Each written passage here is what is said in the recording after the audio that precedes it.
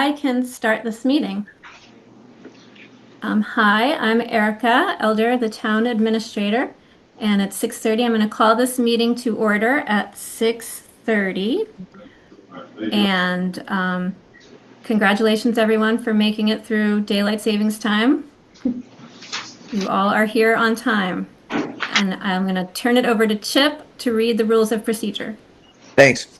Vermont's Open Meeting Law 1 V.S.A. 312H requires that the public be given a reasonable opportunity to express opinions on matters considered by the board, provided order is maintained by the chair. The select board invites public comment on each agenda item, an approach designed to support public engagement and meaningful participation in the board's decision-making process. Here we go. And let me also add, way to go, Erica, for soldiering through what I know had to be a medically difficult week with a stomach virus. Unbelievable that you're here. That shows me a lot right there. Well, I'm staying far away from people. Yes. But I think I'm out of the woods, and so is my Yes. child, and I hope you all remain that way because yuck. Yeah. Okay, so I'm gonna let in. I'm gonna let in this person.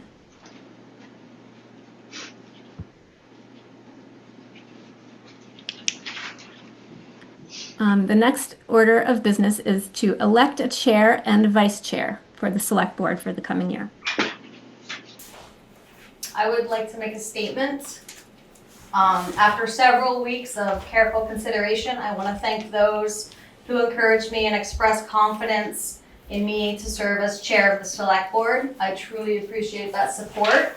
However, I will need to respectfully decline any nomination for the chair position.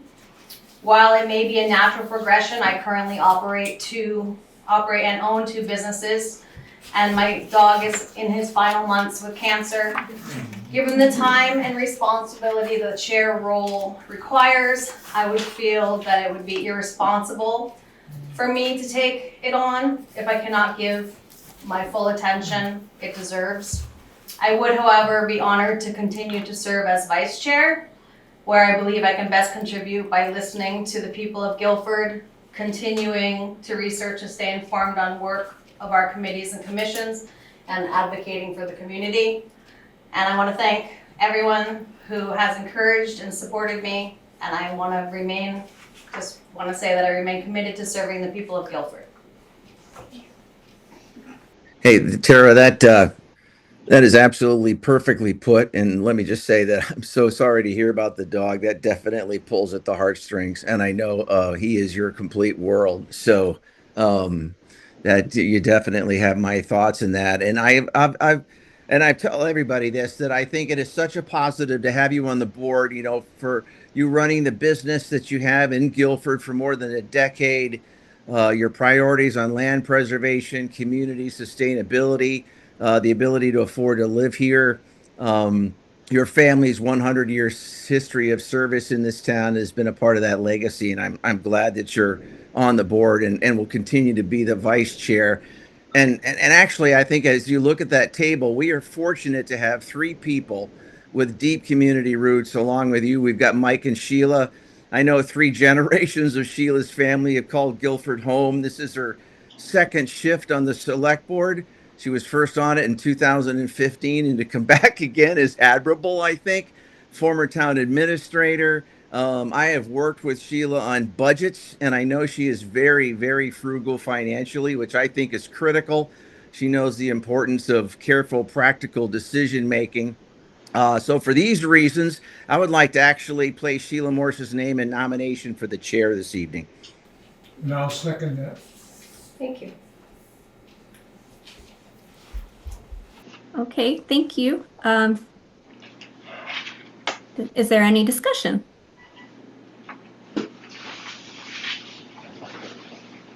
Nope, I'm good. Okay, thank you, Chip. Are we ready to vote? I think so. So I'm the only person on Zoom. Oh no, Chip's on Zoom. Yes. So it'll be a roll call vote. Right. So Chip, how do you vote? Aye. And Tara? Aye. Mike? Aye. Kim? Aye. Sheila, do you I want to vote? think so. You don't want to vote. Okay, well, I think the motion passed anyway, so congratulations, Sheila, and thank you. And I forgot to say welcome to Kim, Yes, I was going to do the same our thing. newest select board member, and to Mike for re-election. Congratulations, well done, everybody. Very nice. Okay, and so do I hear a nomination for vice chair? I will nominate Tara for vice chair. Vice chair, awesome. And I'll second it. Thank you, Mike. I think it's going to be a very strong combination. Yeah. Is there any discussion here? Okay, thanks, everyone. I will start with Chip. You made the motion, so what's your Aye. vote? I say Okay, aye. thank you. I'll skip Tara. Mike, Aye. Kim, Aye. Sheila. Aye.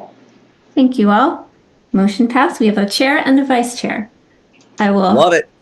I will cede to the chair. Thank you, Erica, for coming in and handling this first traditional few minutes of every first meeting of the select board year. I hope you feel better, and I don't know where you are. I don't know where to look at you. Thank you. I'm on your screen. Yeah, right there. So thank you so much, and thank you to everybody here. And Kim, congratulations, and Mike, congratulations, and Tara, thank you for you as well. Thank you. The first item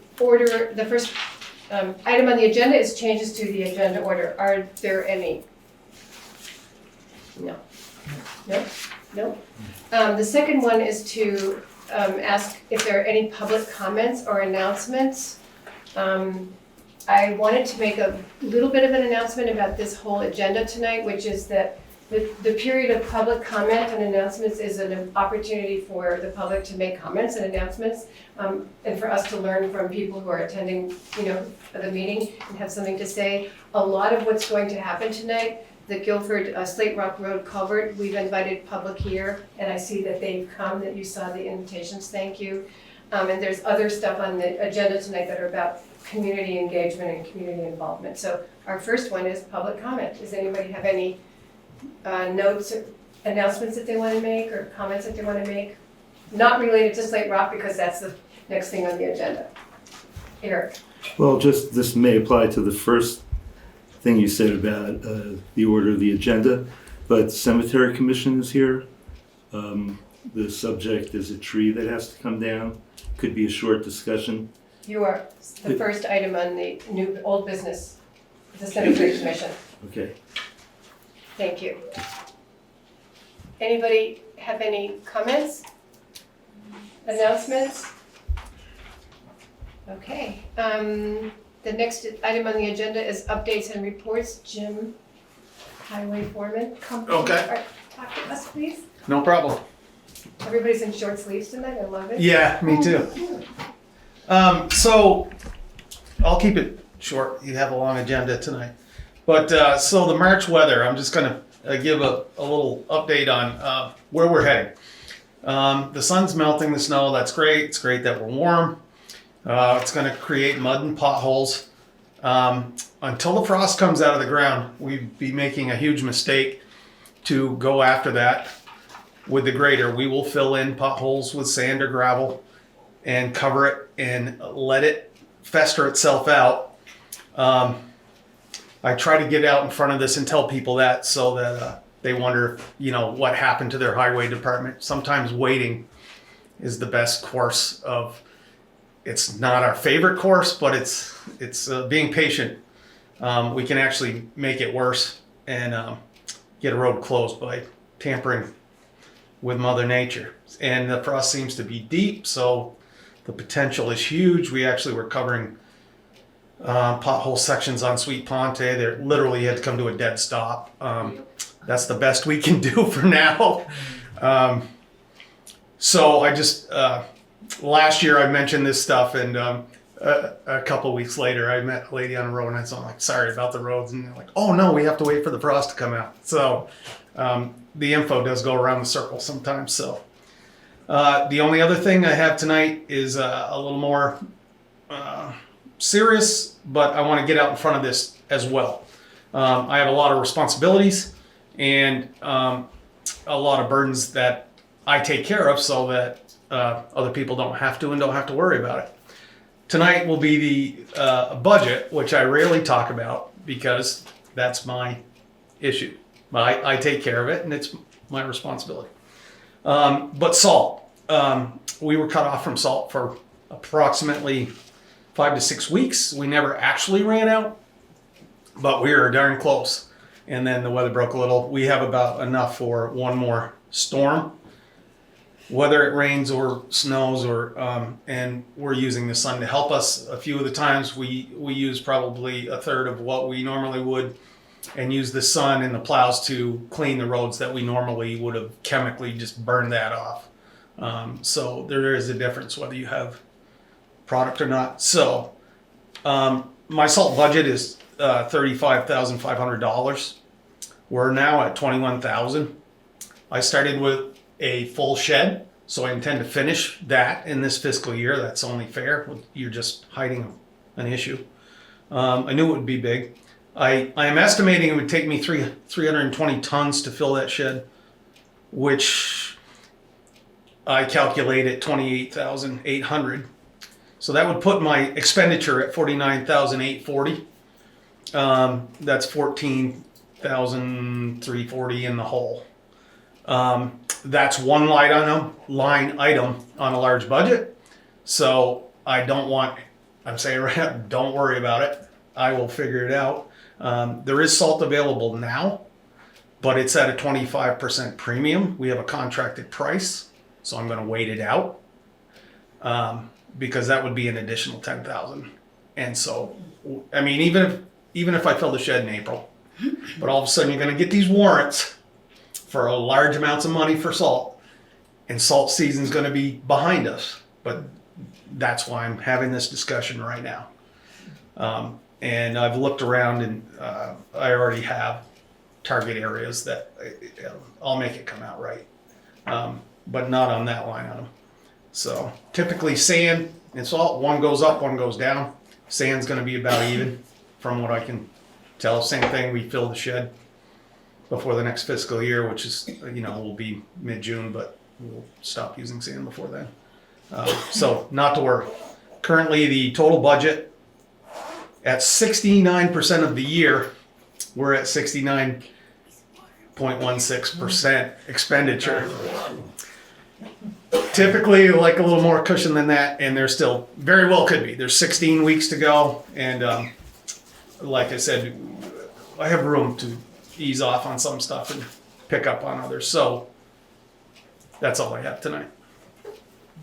Thank you. That was a mouthful. One question is about the, do you have any idea when the frost, how deep, you said once it was like a foot deep or 18 inches deep, the frost? Brattleboro hit 4.5 feet this year. They broke some pipes, so they had to dig that far to get them. I don't know. 2 years ago, the dirt roads never actually froze. We had to put our plows down and pick them up an inch because we were digging in. 3 winters ago, probably, they were digging cellar holes in the winter in the woods. There was no frost. Yeah. So no estimate of. No, but it's down there. It's down It's there. deep. And so that tends a lot of times to be a good mud season. It all depends on a good sugaring season is a good road season. Cool back down at night. You don't want 370-degree days and stay above freezing. Mm-hmm. That will ruin sugaring and it will ruin a dirt road. Typically, that mud builds up on top of the ice plugs. Once it gets a seam, it'll drain out like a bathtub, and then we can work it. Mm-hmm. That was very tricky last year. Some years not. The year before it was like 3 mini ones, January, February, March. So nobody saw a big anything like the old days. So. And the second comment is when you get to the salt program purchasing. Mhm. If you could work with Ellie and somebody on the select board about how the budget's working. There are some new constraints that we are learning about on budgeting and being able to move between between categories. So we need to look at the big picture. I mean, you are doing incredibly well in your budget, I know, but we still need to look at this not in terms of not doing it, but how to do it correctly. Okay. Okay. Does anybody have any other questions or comments? Thank you. Okay. Thank you. Thanks, a lot. Jim. And Erica, are you still here? Yes. I'm here, yes, and I can very briefly just, you all heard that I have not been very healthy this week, either between me and my kid. So I have one very small item for my update, and that is there's one little thing not on this evening's agenda, and that is our special town meeting that is coming up at some point. We'll have that on the next select board agenda to talk about some more, but I have been working to organize a venue and figure out everybody that needs to be there at that meeting to participate and make it work. So I don't have any solid answers just yet, but hopefully in 2 weeks I will. Thank you. Any questions? Okay, thank you. I have a question, excuse me, Sorry. I don't know if this is the right time, but what is the special meeting about? Tara, would you like to answer that The question? special meeting is about an article to elect planning commission members instead of appoint them. I see, okay, Yes. thank you. You're welcome. So, Erica, who's going to present the? Chris Lathrop is here from Du Bois and King. Got it. Chris, are you able to share your screen, or I have that presentation if you want me to. Let me try. It says not turned on. Can you give me sharing rates? So I want to introduce Chris from Du Bois and King, who's going to be talking about the initial start of the Slate Road Culvert project. Good evening. Yes, my name's Chris Lathrop from Du Bois and King, and let me just see if I can share now. Yep.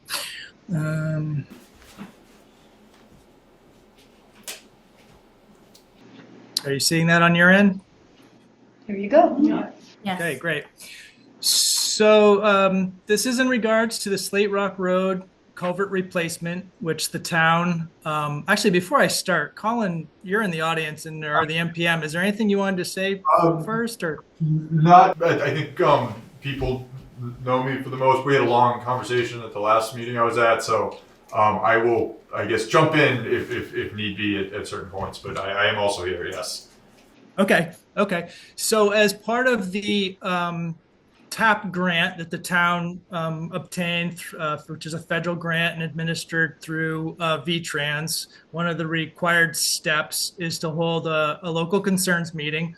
So I'm really here tonight to listen to any concerns you may have after I just flip through a couple slides. So again, the purpose is to hear from you, concerns and stuff, but I'll just give a quick project overview, project background, show the project development process that comes along with the TAP grant funding, and then solicit any comments or concerns you may have. So most of you, if you're here for it, probably know exactly where this culvert is, but this is on Slate Rock Road. It's about a half-mile west of Route 5, or about 900 feet west of Town Highway 31. And it's an existing 6-foot boiler pipe that is undersized, I understand, and starting to fail. So as I said, it's a boiler pipe, undersized, prone to failure. I understand that Slate Rock Road has experienced repeated washouts and sedimentation of the Fall River. As I noted, the project is now funded partly by the Federal Highway Administration and the Vermont Agency of Transportation. And once the town got the grant funding, they have reached out and hired my firm, Du Bois & King, to do the design and bring it through the bid project, or bid the project.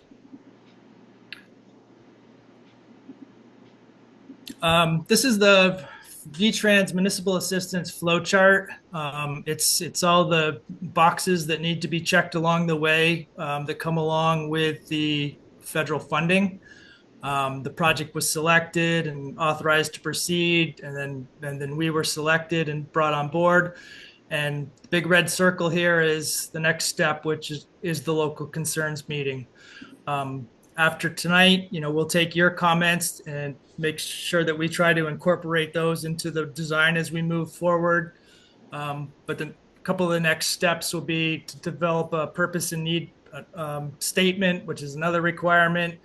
Submit that to V-Trans. Once we get acceptance, we will do a couple quick alternatives, even though V-Trans has done a hydraulic study and suggested, I think, a 14-foot by 8-foot box culvert that would actually be buried 3 feet, so for aquatic organism passage, but so you'd have a 5-foot by 14-foot opening, so much bigger than what's there today.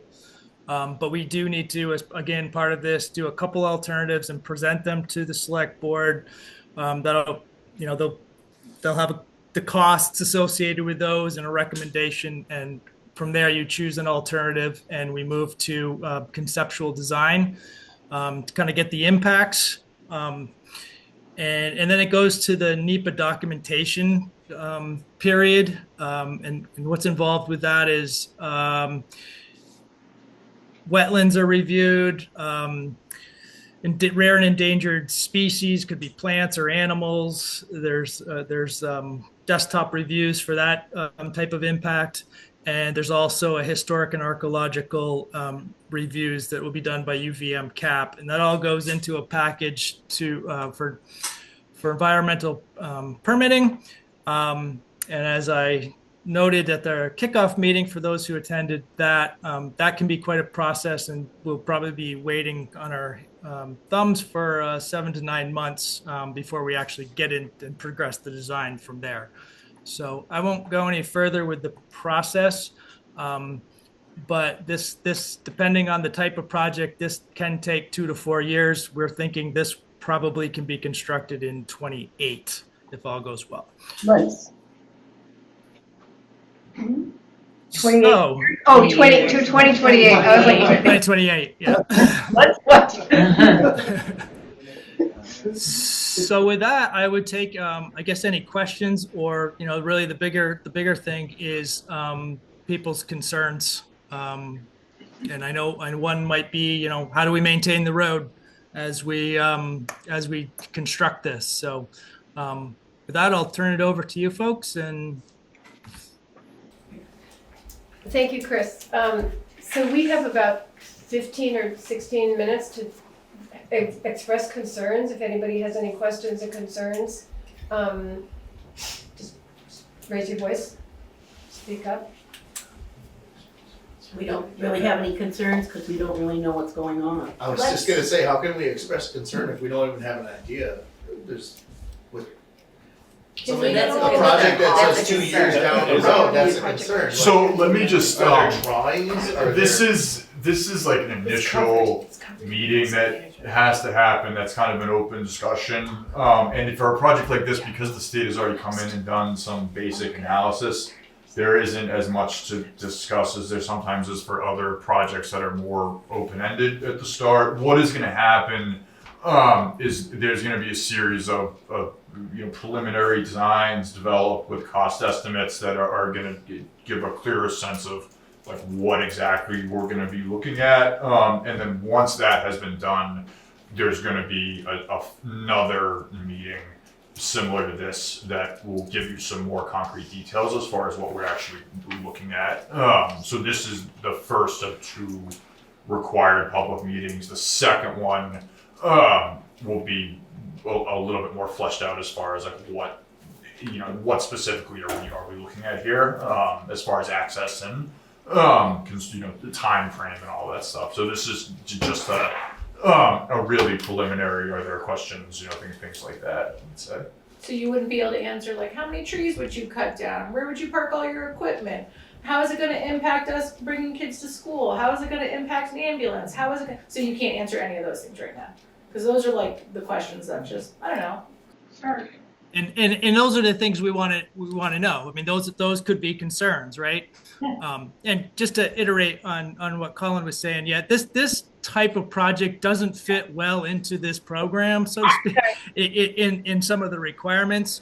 An example might be if you were looking to provide pedestrian routes, on one side of the road or the other side of the road, the landowners would be, one side might be all for it, or the other side might be against it, or, one side might have utilities, or so there's at this meeting would be talking about the concerns that might happen and why it might be better to, check or go in alternatives in a certain side, or, so yeah, this, the culvert's going to go where the culvert is.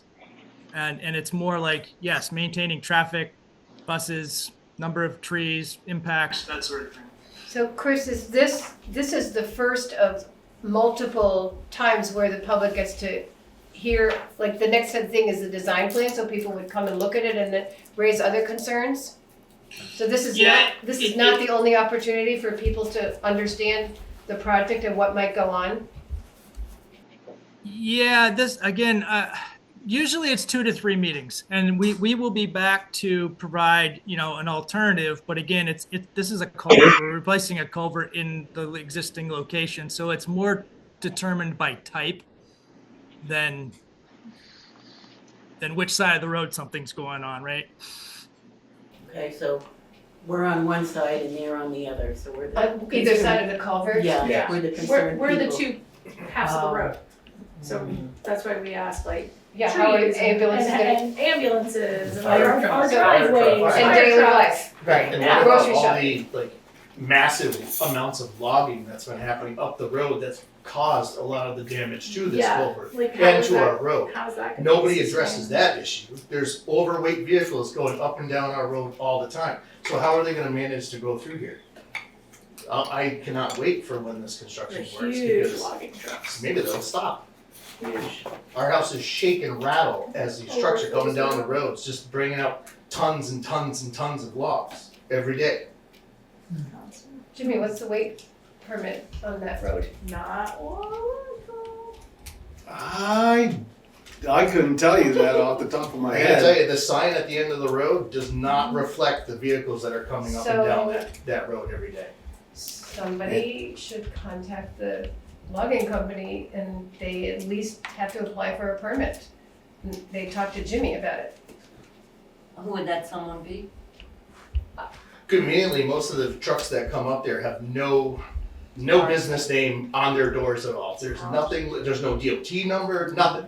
It's like a red truck that comes and just brings out tons of logs all So day this is long. not the topic of tonight's conversation, but I think you should probably get in touch with Erica about how to address this issue. Because literally, that's the first time I'm hearing about it. Tara, sorry. So I have a couple questions. So you guys are engineers, who want to give us a plan. And then I'm assuming because we're going through the state and we can get a grant, the TAP grant through the state, then you will go ahead and do the work. However, Jimmy, do you think that this is something that we could contract out with an excavation company? And it's $560,000. And then I heard that might go up when you talked at the last meeting, that there's no. Well, I mean, yeah, there's no guarantee that the final construction estimate is gonna be, lower. I mean, I know I had the numbers the last time I was here, I can't remember them off I think now, it's- but- The grant is $360,000, so we'd pay $200,000 the town. But then I think that we were talking about everything is going up. There's we can't control anything right now, and that it might be like $700,000. So I don't understand why So we can't. if I may, not to Yeah. interrupt you, Tara, but No. so this meeting, Du Bois and King is gonna come up with a couple or three choices. So if they decide to reopen Hamilton Road, log it and gravel it, and send people out to East Mountain, well, that's going to change the effect.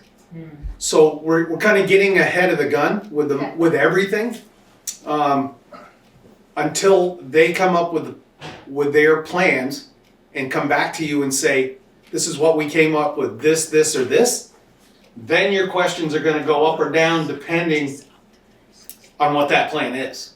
Left side of the road, right side of the road, where the temporary bridge goes. If they go temporary bridge, if they reopen Hamilton Road, no temporary bridge. So a lot of stuff we can't really do tonight. But that's and then getting into money once the state is an 80-20 grant. If the town did what they wanted to do, they could do whatever they wanted, but you would be on your own. So we've already decided that's not what we're doing. And the 80-20 grant is so up to $360,000 with a $90,000 match from the town, and up to $200,000 with a 10% match from the town. And we've already projected that we can take money out of the capital fund and the highway surplus fund to cover that 90 plus 20, 110. So it's not an additional burden on taxpayers at this projected stage. And so we just have to keep watching. I mean, we started a project worksheet quite some time ago as we were thinking about this need and how to cover it without adding to taxpayer burden. How long is the project? How long will Once it it take starts? to actually, once it starts, like how long will people be inconvenienced for? They can go in probably within 6 to 8 weeks. It's a long time. That's a long Maybe quicker, but we have to build a detour on one side or the other. And then they have to remove the other one and install the new one. So, and again, that also depends on the type. I think you'd have to also think of how many times we're inconvenienced if the road continues to repeatedly wash out. And the other thing too, the weight limit on the road, it's a class 3. The default legal weight limit in Vermont is 24,000 pounds, which is 12 tons, unless Guilford's filed a lower limit and then filed it with the DMV. It's a class 3 road. Yeah, and it's posted at the bottom of the road, I assume. Yeah. It is, but it's also a slippery slope going down. Logging is an agricultural business, and to cut people off from. So I'm going to suggest that's a topic, another topic. Yes, for another absolutely. topic of Yes. conversation for another time. I also want to note that I think Chris and Colin are already hearing the concerns about impact on daily life, which is the really big thing, right? And that they will already take this into consideration as you're looking at designs, and there will be 2 to 3 more opportunities, Chris, for people and the select board to comment on this. Yeah, 1 to 2, depending on and we can do as many as you want. Yeah, I was going to say, or more. Yeah. Okay. I just have to check my scope on how many we were scoped to do, but to fulfill the requirements, it's usually 2 to 3 meetings. And will the next meeting have the options? Yes. Yeah. Options with cost. Correct. Okay. And do you know about when that might be? That's a good question. I just want to give people warning so they can go back. We can put it in Front Porch Forum again and make sure we get the word out early enough. I'm sure we'll get a lead of at least 2 weeks. Yeah, going I'm into it. sure we can do that in late April or early May. Okay. Ellie?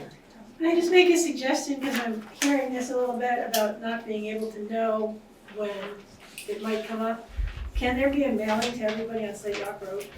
I think it should be, because I don't think a lot of people knew about this meeting. Unless, we got a personal phone call on Friday, so that was what, 3 days Right, ago? we did too. We got 3 days of notification. But Yeah, we just knew on Friday that this was Yeah. gonna happen. It would be kind if it was helpful. I mean, not every family can in 3 days' notice. Yeah, no, good. And not everybody uses the internet. I mean, Yeah. yes, it's a useful tool, but not everyone uses the internet. Nor You is have to- everyone on Front Porch Forum, so. Exactly. So- I personally couldn't stand front porch for it. You get too much notifications all day long Okay. about things. Thank you. I think we'll think about doing a mailing, or I don't know how many people are on your road, call 21 mailboxes or Yeah, it's gotta be something? like It's an 40. enormous number of mailboxes. Yeah, there's probably about 45. So also let your neighbors know. Instead of a mailing, can't somebody just drive down? I would even volunteer and put pamphlets in each mailbox. That would allow us. I'd hate to rely on the U.S. Postal Service, not to slam the USPS. Chip, somebody else is talking. Hang on a second. If somebody were to email me the notification, I'll be more than happy to print one for every single mailbox at the end of my road for the residents. I think it's vital that everyone on that road knows what's happening. Can you please put your email? I'll put it right on the sign-in sheet. Okay, Beautiful. Chip, thank you. Chuck, thank you. Chris or Connor, sorry, Rick? Just a suggestion, you may want to allow more time at that next meeting. Yeah. When there can, Oh, there has to be more time. when the to say. concerns are, and there's more people here. I agree. This was a launch, like, here's the beginning of this, just to work on this. Do you I have anything? think if we get the information in advance and can maybe have a little write-up, like here are the options so people can see them, Mhm. I think it will save time and then everyone have it in front of them. I agree. Okay. So that work for you, Chris? Yeah. Okay, great. Any other comments? Comment? Any? No, the only thing is that we could theoretically do the next meeting as a standalone meeting rather Yeah. than sort of tying it into the select board. It's not, necessary that it's part of the select board meeting. We just figured it would be easier to do it this way. But if it feels like this is going to be kind of a big enough meeting on its own, it certainly could be kind of a full separate, 45 minutes to an hour of its own time. Yeah. I vote for that. I think select board members need to be there, Chip, so that we can also What's going on? take things into consideration and understand what's going on. Yeah, absolutely. So, Totally agree with that. okay. All right, everybody, thank you so much. I know everybody wanted to leave right after this. Me too. Thank you so much for coming, and please do let your neighbors know that this is gonna be an ongoing 2028 process. Okay. Thank you. That's everyone Thank had different you. opinions. Thank you. Thank you for coming. Thanks. Thank you, Ellie. You're welcome. Jimmy, thanks for the, Yep. Thank you, everyone. Thank you. See you. yeah.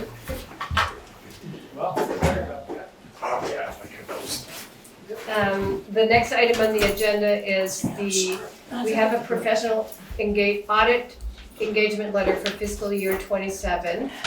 And I'm gonna make a comment about that first, and then I'll talk about a motion that we might make.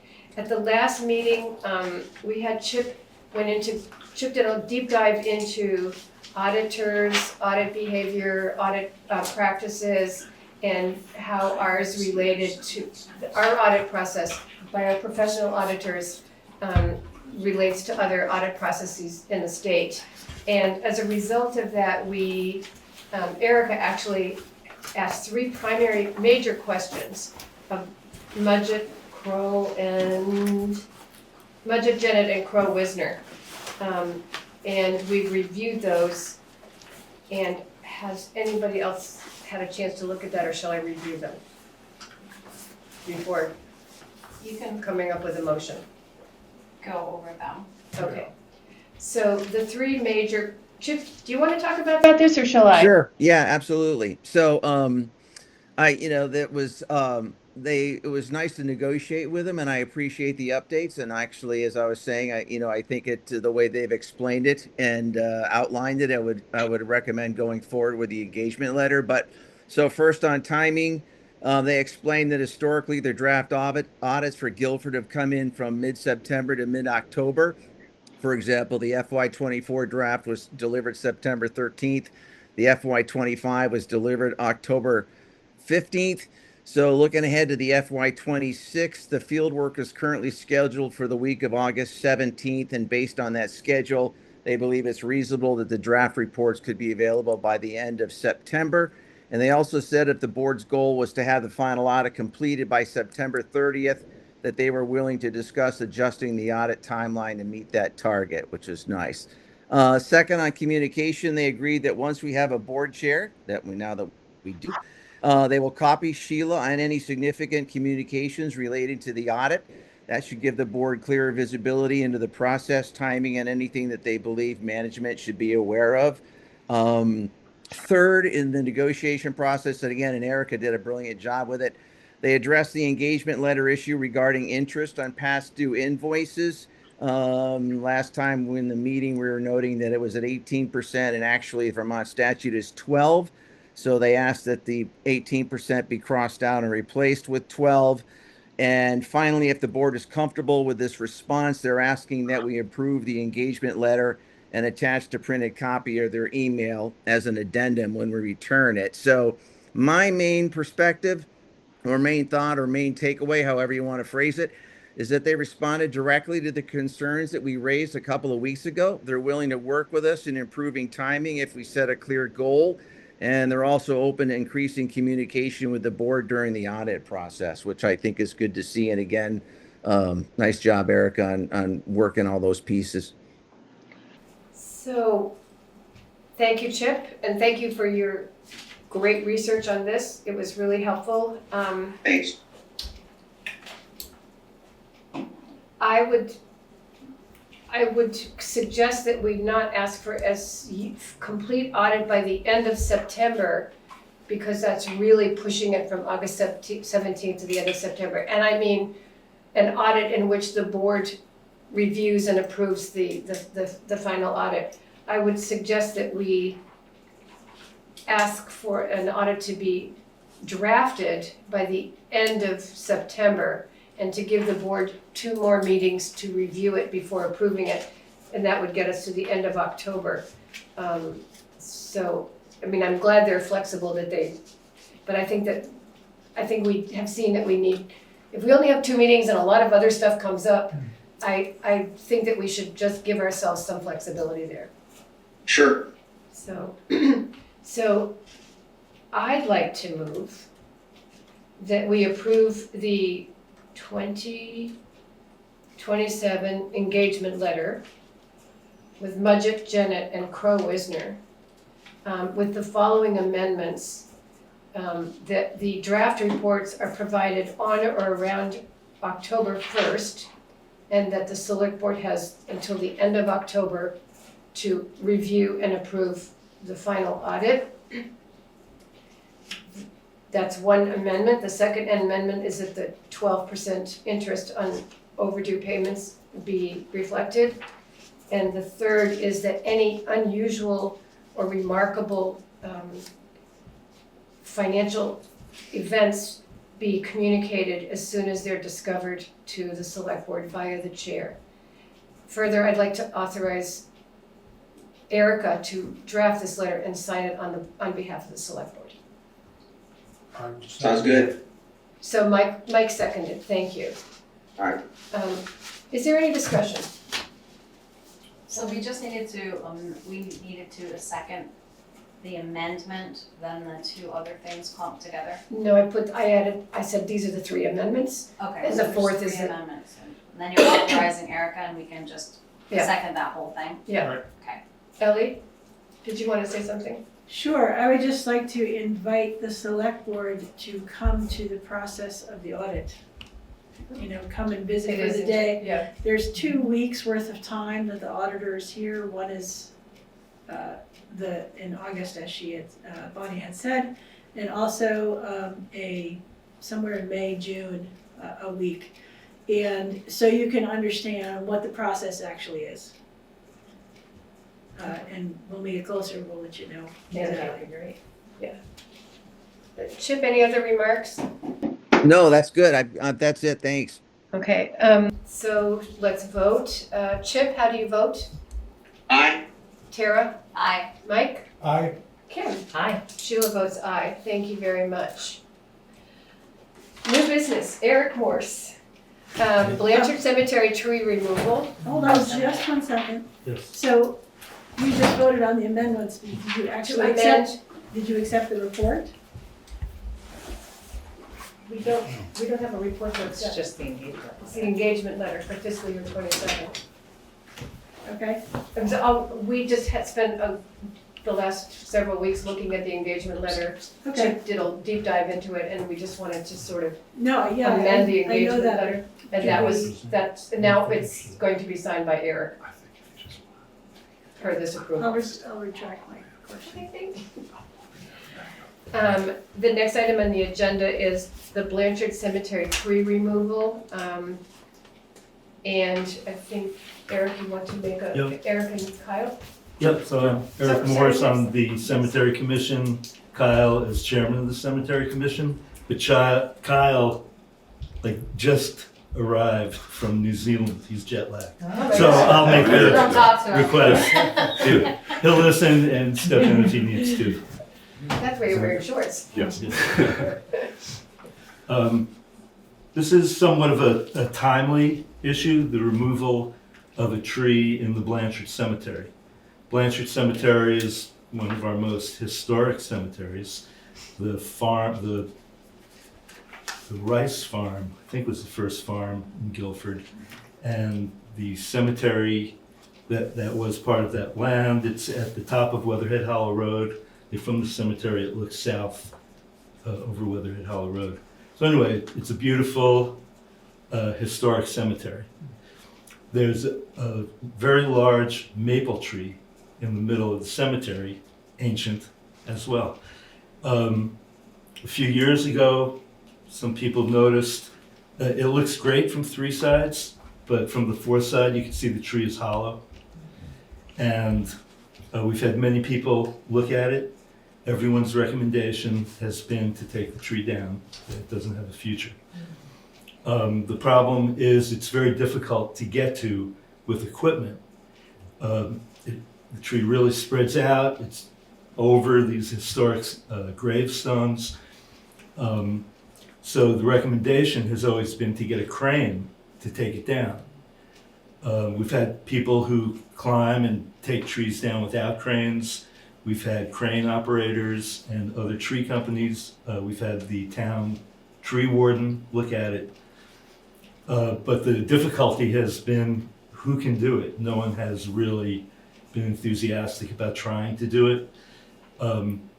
Then a very reputable tree service, Godfrey Renault in Windham County, he just retired, and he gave a recommendation to this tree company that's in Chesterfield, although most of the people who are in this company live in Vermont.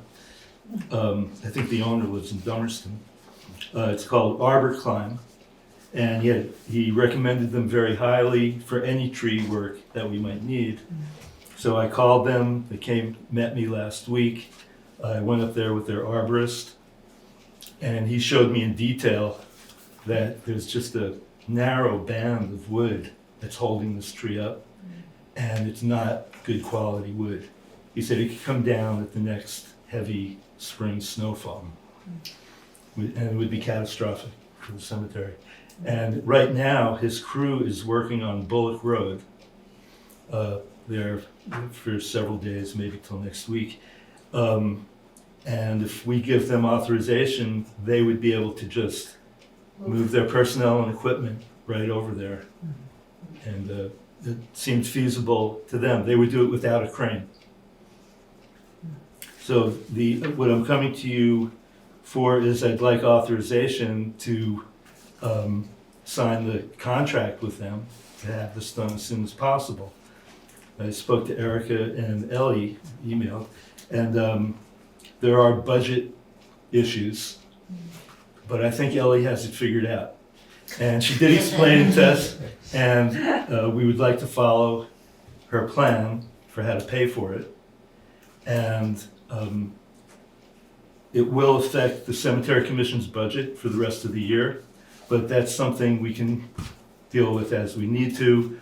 Also, we'd like to work with Ellie on that and follow her recommendations on controlling the costs within reason of maintenance of our historic cemeteries.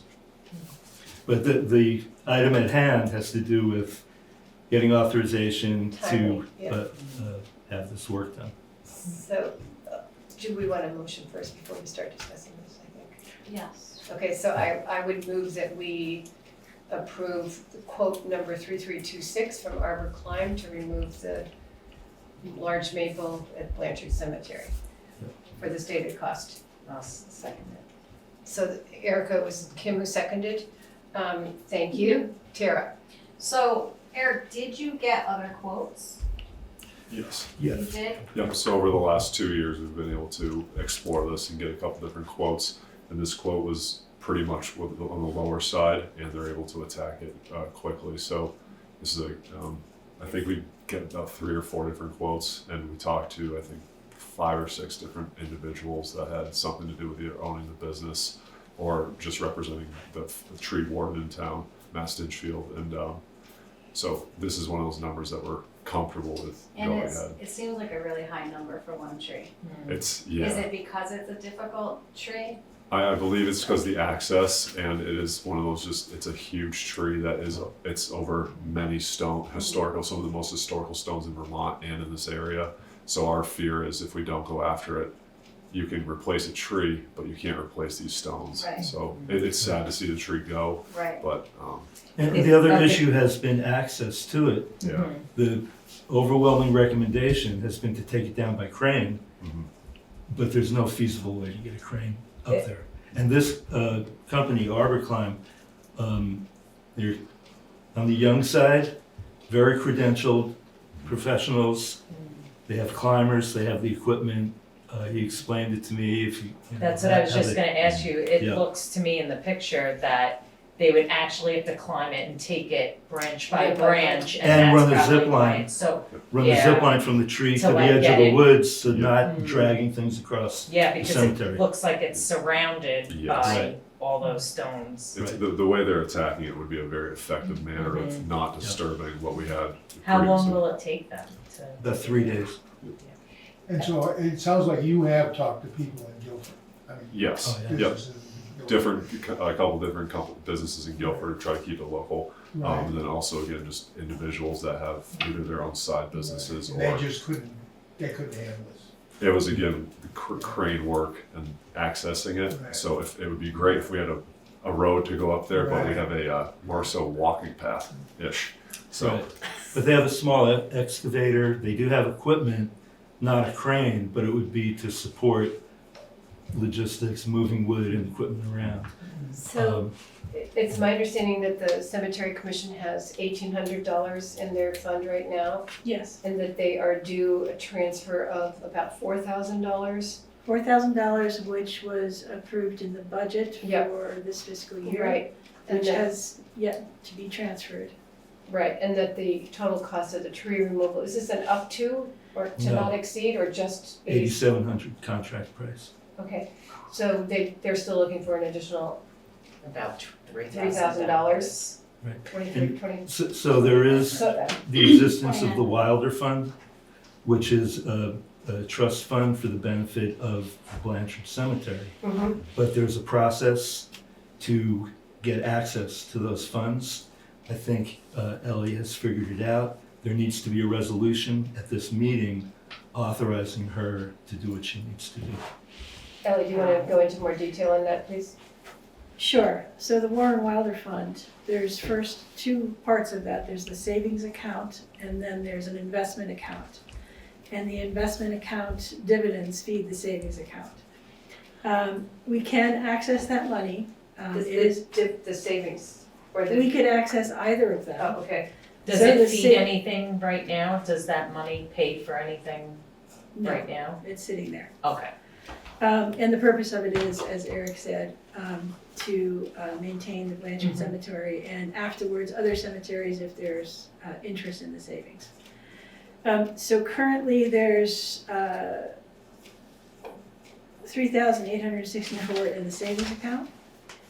And there, as of today, there's $8,512.36 in the investment account.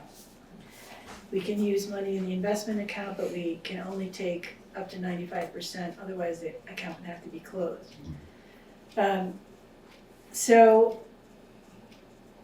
also wanted to take into consideration that if we use all this, the money that's in the cemetery fund, we have to remember that the year's not over yet, and usually there's spring cleanup of cemeteries and mowing. So that could be anywhere from $2,000 to $3,000 more.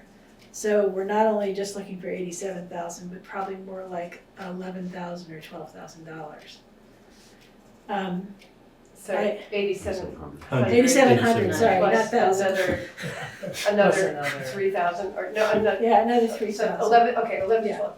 About $11,000 to $12,000 for the tree cleanup and to finish out this fiscal year.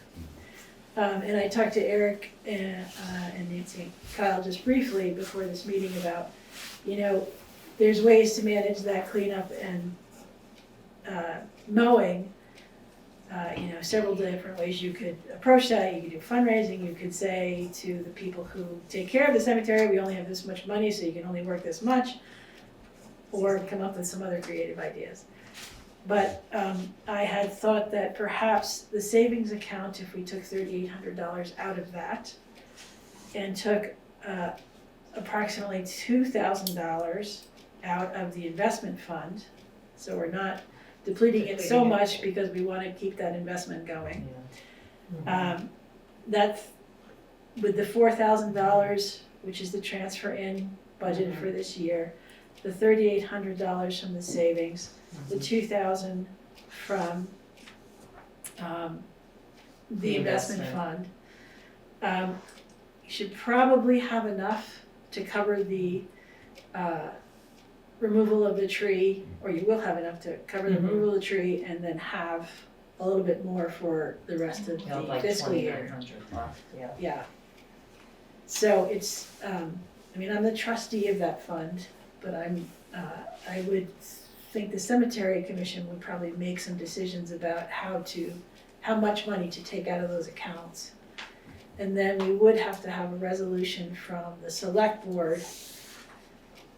And I have to say that I don't know if we can vote on this tonight, because this is a draft I created today of a resolution.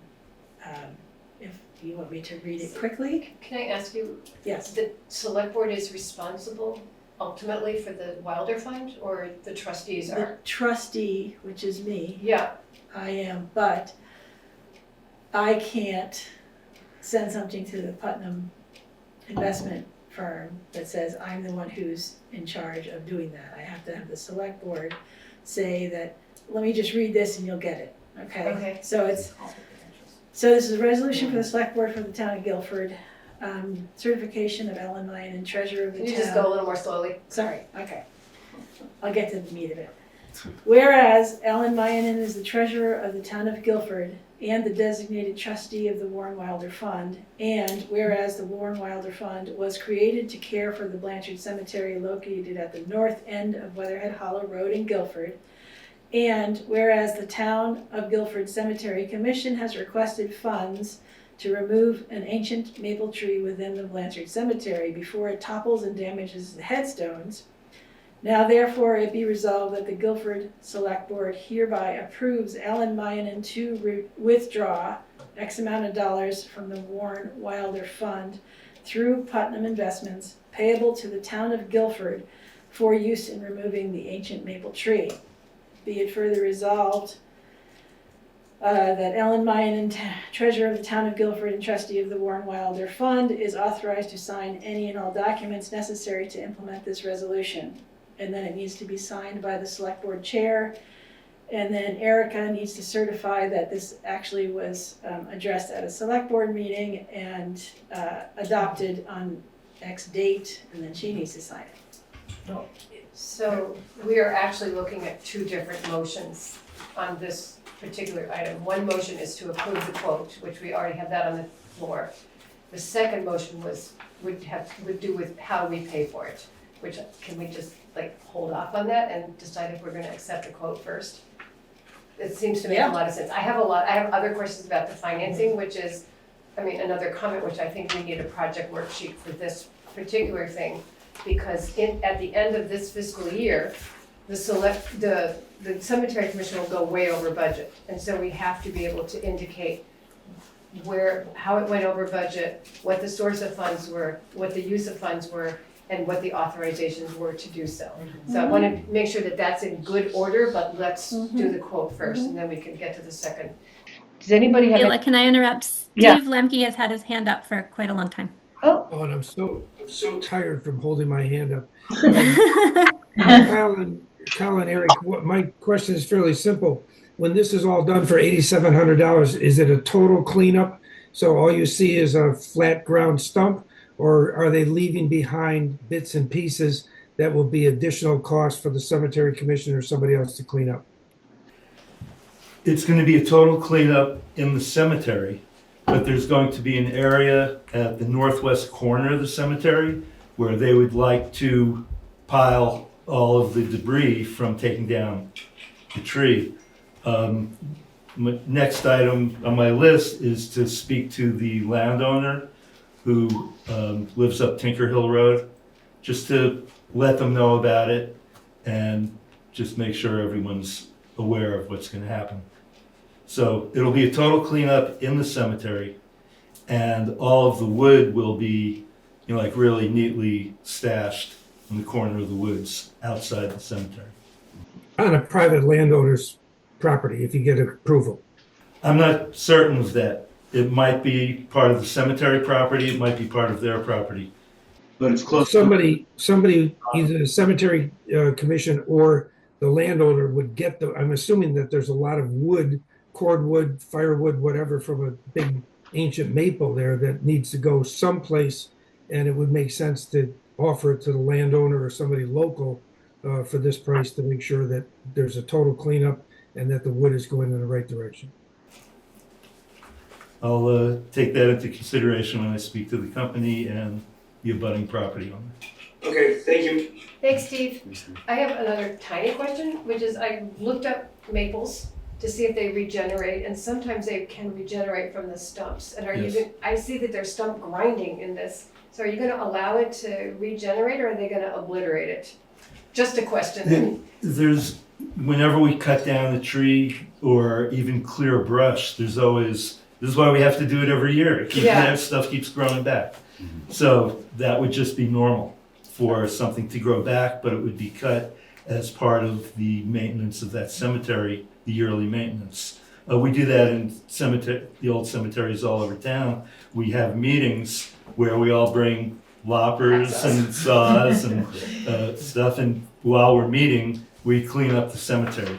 So that would be a common I just thought maybe it could regrow itself. It could, so it has to keep. Okay, are we ready to, does anybody have other comments, or are we ready to vote on this? Just on the, We're just voting on the motion was to quote. accept the quote for work immediately. Tara? Aye. Mike? Kim? Aye. Sheila, aye. Chip? He's on mute. You're on mute. Aye. Thank you, Chip. So I'm going to make a second motion that we accept the resolution as drafted by Ellie Mayanen regarding use of Wilder funds and allow her to authorize it. This is only a draft right now, it is not a final. It sounds really good. Well, But don't you need it, like if they need it this week, we're not gonna meet again for 2 weeks, so it sounds to me like if this gets approved, they need it before our next meeting.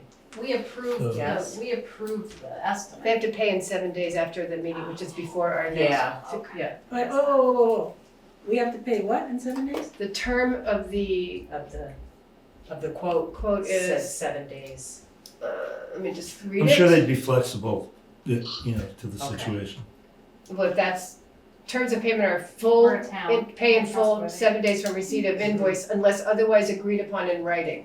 Right. Okay. So otherwise it's 17.9% annual interest. Right.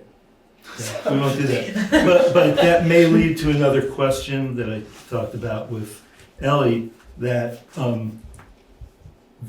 that this bill just be submitted to the town, have it be paid, and the funds as they come out of the Wilder Fund or come into the Cemetery Commission's budget, then go into the town account. But that it be a Reimbursement. yeah, So reimbursement. it'd be a reimbursement thing, yes. Are you comfortable with that, Ellie? Yes, Okay, because we have control over the savings account. And I did spend some time today on the phone with Putnam Investments. And as long as we can get the paperwork to them, we shouldn't have any problem. So you're comfortable coming to the select board in 2 weeks with a final draft, a final resolution, and we can vote on it then? Sure. And a project worksheet, please. Yes. Now, you made the comment, I think, Ellie, that in terms of other cemetery cleanup that's normally happens. And so you would be coming, we would be depleting the Some of funds the right usual now on this budget. project, so we'd have to find the money to do the other work. They're gonna somewhere else. take that out of the investment account, though. Some of it will Well, come out of the some. investment account, and the cemetery commission will have to. Okay. We've talked about having a meeting just about all kind of cemetery mowing in general, and maybe having the cemetery commission think about all the mowing and.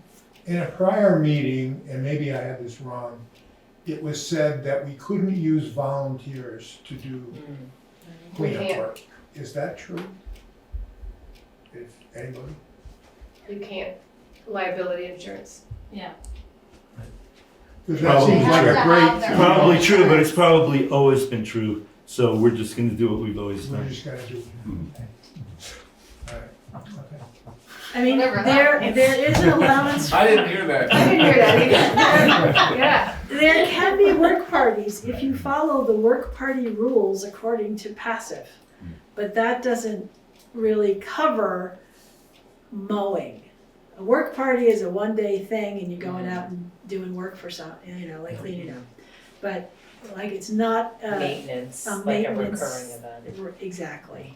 So Mike, I can. But a one-time deal, let's say this weekend, we're all gonna show up.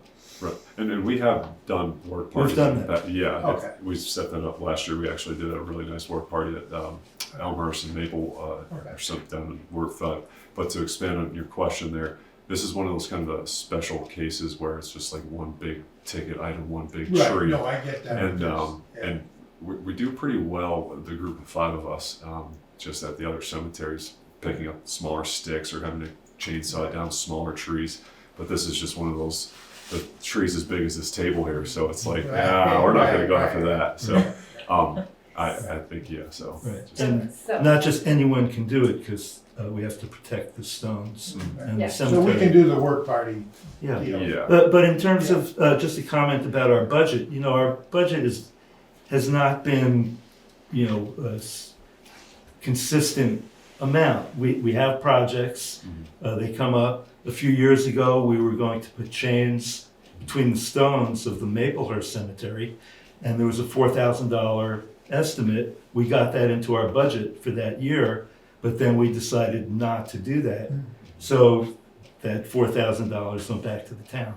So it's it's as needed. We come up with the budget. The yearly, the timing of it is usually fine for cemeteries. There's no deadlines, so to speak, usually. But this tree does have a deadline. So I want to thank you both. I think you have what you need immediately, and we have a plan for going forward. Okay, Yes, thank you. anything else? Go sleep. Thanks. Yeah, I'm gonna go sleep now. Thank you guys very much. Thank you. The next item on the agenda is transfers from our general operating budget to the commission funds. The transfers that are in question are transferred to the planning commission, $1,000, transferred to the conservation commission, $100, transferred to the cemetery commission, $4,000, and transferred to the recreation commission, $5,000. I think I covered them all. No. 500. Sorry, too many zeros there. Yeah, think let me that's- just run through those numbers again, please. I have them. I'm looking at this year's budget, which was approved, the fiscal year Yes. 26 Okay. budget. So planning 1,000, conservation 100, 4,000 for Cemetery cemetery. commission and 500 for rec. Yeah. I move that we authorize these transfers per the budget. Approved budget. I'll second. Any discussion? Steve? Steve, your hand is still up. Do you want to talk or are you gone? Are you tired? He's laying there. Maybe he doesn't want to say anything. Anybody, Ellie, did you want to say anything about this? Thank you for the reports on this. Was this helpful? Sorry, I am here. And did you want to say something, Steve? Yes, I did. I couldn't get unmuted. One of the issues that comes up is there's always been $500 in the budget for the floodplain administrator. I don't know that I ever used the nickel of it, but considering that there's going to be a new floodplain administrator with training situations and travel opportunities, is this the time to say, is that still in the budget or is that out? So that is a separate line item. It's its own line item on the budget for floodplain administration. It does not fall under transfers out. Okay, Thank you for raising that. Is there any discussion about these transfers? Chip, how do you vote? Aye. Tara? Aye. Mike? Aye. Sheila votes aye. It's passed unanimously. Thank you. The next item on the agenda is our conflict of interest forms, which are here on the table. Every year, the select board members re-sign or sign new conflict of interest forms, and we've already done that. So in the interest of moving forward, do we need to discuss these? I do want to say something. The last 4 years, we've had some difference in opinions on conflict of interest, and it's really black and white to me. So I want to reiterate that when there's a financial interest involved, board members should recuse themselves not only from voting, but also from the discussion. That applies whether it's my company, Vermont Roadworks, bidding on a project, or someone serving as a treasurer or officer of an organization being considered for funding. In my view, even the perception of a conflict of interest is still a conflict of interest, and maintaining that standard is important for public trust. Thank you. I agree. I agree. Yep. Chip, you want to agree too? Yes, absolutely. Okay, so these are on the table for us to sign. Thank you so much, Great. Tara. Let me get back to my agenda here. Oh, sorry, Ellie. I just want to also add that there are Personnel forms. personnel policies on the table for the select board. One, so they can read it and know what's in this policy. But two, technically, you're employees of, you're elected, but you're employees Yes. of the town of Guilford. So it'd be good to read it. And please, the last page is something you need to sign saying you got it and you read it. And we tear it off and give it to you. Yes, And it goes in our personnel files. yes. And I already noticed something that's different from the old personnel policy that I worked on a long time ago, so. The next item on the agenda is. Sorry, it's me again. Quick question. What's the deadline by which the select board has to sign the conflict of interest statements? They're all done except for Chip, who's not in the office. And Tara's gonna do hers tonight, but they're getting done immediately. Perfect, thank you. Thank you. Any other? The next item in the agenda is the annual appointment of town officers.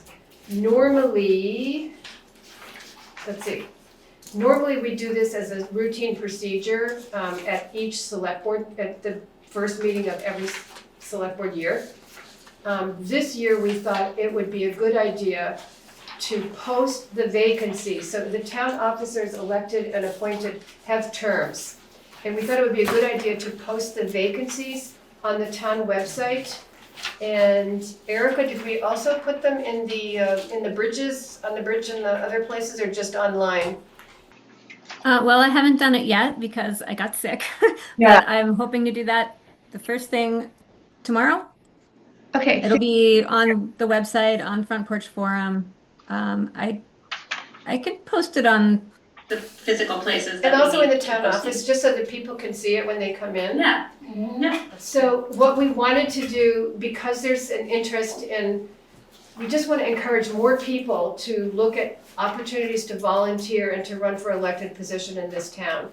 The new Guilford Guide, which came out, which I'd love to hold up, but I'm not going to because I don't have it in my hand, shows, if you look at the Guilford Guide, it'll show, are you going to hold it up for me, Ellie? Peter, can you just zoom in on the Guilford Guide? Oh, Chip's got it too, look at him. Look at you both. Okay, so this Guilford Guide from like page 2 on has a hand raised. Thank you, Ellie. And it just illustrates all the opportunities that there are to volunteer in town, to get involved, to become engaged with your community, to serve, to get to know new people, or to get to know something new, somebody new or some activity. And it's in the Guilford Guide. It's also, this whole complete list is always on the website, but this year we're posting the vacancies and hoping that people will step up, volunteer to fill these vacancies in advance of official appointments. So we're going to postpone making this what has been a routine procedure up to now.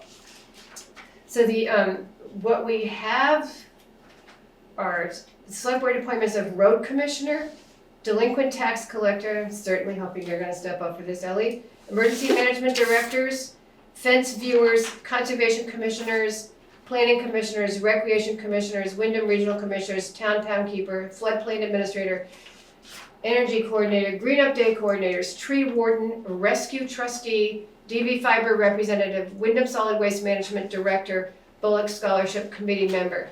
I'm not saying that these are all open positions, but these are appointments that are made, and you can get online and look and see what's open. Ask Ellie or ask somebody, not Ellie, ask Erica. If you want some information about what it is, or connect with a chair of a commission or a committee. The select board is just not going to do anything tonight. We're going to wait till next week, or there will be a vetting process, which has been kind of standard for the select board. It's usually done by it's sometimes formal and sometimes informal. We're going to look at how we can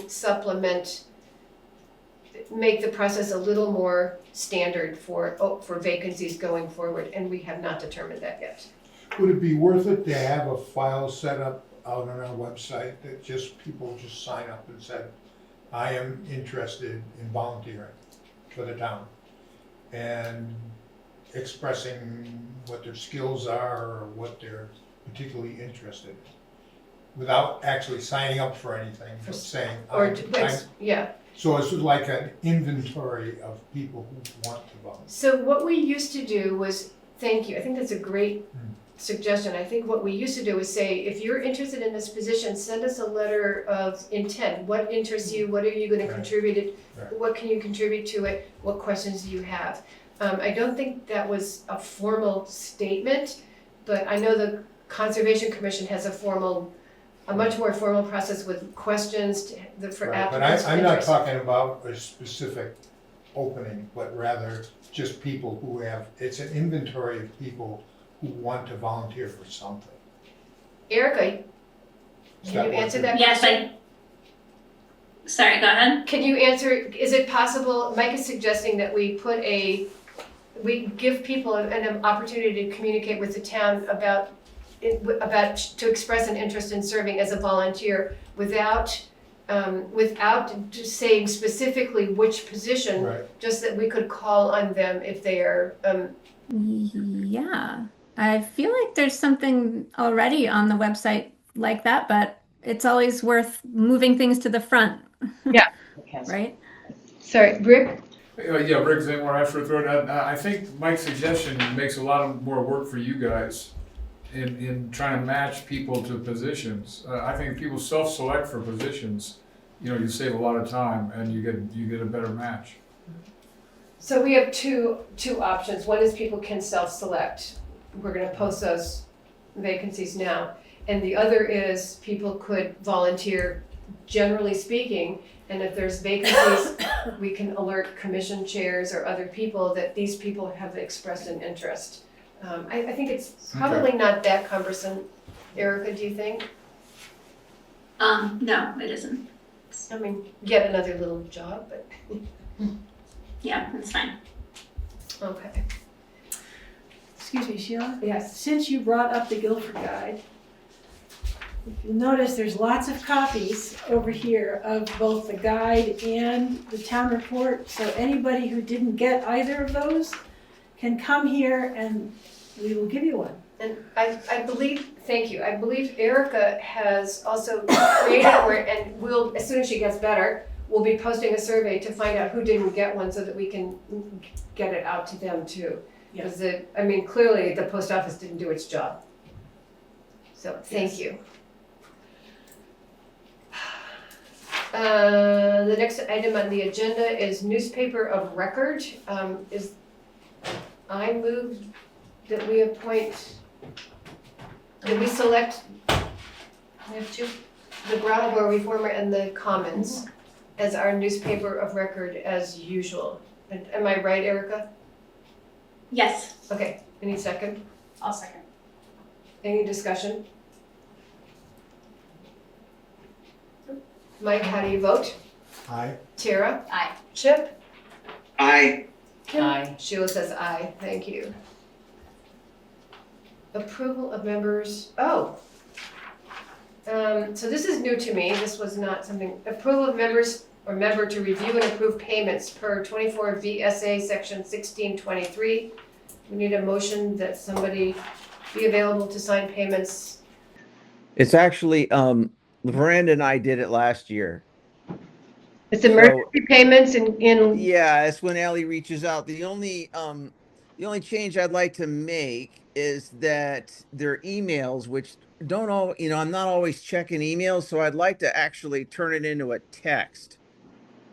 Because it comes in as an email, and if I'm, in a dead cell area, but you can still sometimes get text, even if it's one little bar, but you're not going to get an email. And I don't sometimes have email on my phone all the time, depending on where I am in a work location. But at texting, I'm always available. Am I understanding that you're volunteering to do this again, Chip? Yes. There has to be two of us, but, yeah. But, I'd love to, what was that? At the same time, like, do we need to come in together or can we come in? You don't need to come in. No, you just have to, send you have to read the email, approve it or not approve it, and then reply to Ellie, which is great. But if you could always, it's always an email, but if you could just quickly copy and paste a text or whatever, I'm probably, that would be better for me. I mean, you can do email or text, but I would prefer a text. But when you need the email for your backup, that it was approved? Yes. And I actually do not, I try very hard not to use my personal phone for. Oh, I didn't know you didn't have, okay. Yeah, I don't have a town phone. I think if this is town business, it should be on town email. So generally the process is, I only do this if I need to write a check in between select board meetings. And it's a provisional approval. And I usually write an email like, dear Chip and Brenda, I have this bill for X vendor for so many dollars. And this is what it's for, and all the paperwork, like the invoice edit list and the warrant and all that will be included at the next select board meeting, but this is why I need to pay it now. So it's a provisional approval, and it does come to the full select board with all the regular paperwork at the next select board meeting. But it's so I can get a check out the door if I need to. And do you need both approvals? I don't need both. We have two people in case one one person's in Tahiti or something. Mm-hmm. So, and I usually put all the email and the approval of the email in with the package of information. I'm in. Chip, do you want to make this motion? Sure. Who's going to join me though? Is it the chair? It can be whoever. Yeah, I'd say Kim Frost would be fantastic as a way to get involved and. In the budget. There you Yeah. go. I'll partner with you there, Chip. Okay, because to be honest with you, when it was Verena and I probably was 95% answering the emails, but there's going to be times when I'm out of town. But yeah, I would love to make the motion that Kim Frost and I are the approval of members to review and approve payments per 24 V.S.A. 1623. Second. Any more discussion? I have a quick question. Steve? Ellie, how does this impact the EMC situation where all of a sudden we need to come to the select board? You know, we've sort of made the assumption that the select board chair is going to approve things. Is this part of that or a different situation? Totally different. Okay, goodbye. Is different than, yeah. Okay, let's vote. Mike? Aye. Kim? Aye. Sheila votes aye. Tara? Aye. Chip? Aye. Steve? Looking forward to working with Kim Frost. I like that. Me too, Chip, Okay, me too. thank you. Okay, now we get to the really meaty section of the meeting. Finance. Okay. Warrants, are you prepared, Tara, Yeah, for sure. your normal routine here? I move to accept the warrants as written. Payroll week 3/1/26, $8,753.43. Payroll week 3/8/26, $7,608.93. Expense warrant number 2617 is $19,431.01. Expense warrant 2617A, $2,194.10. Expense warrant number 2617H, $978.57 for a total of $38,966.04. Any discussion? Any discussion? No, wait, is there a second? Second. Oh, yes. I'll second. Okay. Thank you, Tara. Any discussion? I'm just gonna throw out a few key expenses. Cargill for salt is $2,192.94. Green Mountain Power is $911.71. That's for the town office, the library, and the garage. This was higher, and that is only because that our solar credits normally drop in the winter months. Erica called them and checked on that. Thank you, Erica. Leslie Malone, her design for the town report layout and editing is $1,200. There is a note that this cost, the printing costs we have exceeded in the budget, but the town report postage is well under budget with room for this expense. So during the fiscal year 27 budget workshop, the amounts were adjusted to allow this. So the main thing is that the line will be over, but the category is not. Roberts Energy was $5,982.11. Diesel fuel was $400. That is diesel fuel. Sorry. We have $377.12 for heating oil for the town office. $1,144.11 for the garage heating oil. Beamers, I'm pretty sure that's our quarterly, $5,121.10, and then our VT tax, state payroll tax, was $1,274.07. And Beamer's is quarterly, you're correct. Yes. Okay, thank you. Any discussion? Kim? Aye. Mike? Aye. Tara? Aye. Chip? Aye. And Sheila votes aye. I would also like to include in the discussion in the finance of section B, which is budget. I keep bringing it up, but we have promised that we will pay careful attention to the budget as a result of that revenue shortfall. And I have a couple questions since you're here, Ellie. I could ask you. Good, I have a couple of comments, let's see if they're the same. Oh, good. Okay, so my first one is that we've estimated $15,000 in delinquent tax interest, and you've actually received $58,000. And my question was going to be, how does, where does that fund, is that used for tax, to reduce tax burden on the town, or? First of all, it's up that high, remember, because we had a tax sale. Yes. So a lot of interest came in. Yeah, I'm not considering that this is Okay. going forward, but I'm just So- saying, this amount of money, how does it apply to the budget in general? It helps our cash flow. This is where like interest is. Same thing. And with the- penalty, it goes towards the year it was first billed. But it helps our cash flow. And actually, I thought you were gonna hit the penalty line. The penalty, actually, right now is in liability, it's in a liability account due to the delinquent tax collector. Mhm.